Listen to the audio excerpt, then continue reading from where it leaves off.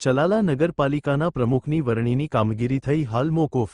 Vibrant ગુજરાતના programme હોવાને લઈને હાલ નગરપાલિકાના પ્રમુખની વરણીની કામગીરી મુલતવી રાખવામાં આવી। આવનાર 16 તારીખના રોજ ચલાલા નગરપાલિકાના પ્રમુખ કોણ તે નિર્ણય લેવાશે।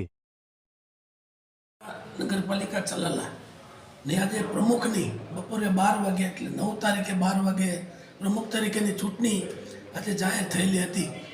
અત્યારે ચૂંટણીના સંદર્ભમાં વાઇબ્રન્ટ ગુજરાતની કાર્યવાહી ચાલુ છે, ત્યારે તમામ અધિકારીઓ વાઇબ્રન્ટમાં રોકાયેલા હોવાથી આજની તારીખ મુલતવી રાખી છે અને આવતી 16 તારીખ બપોરે 12 વાગે આ ચૂંટણી નગરપાલિકાના પ્રમુખની થવાની છે।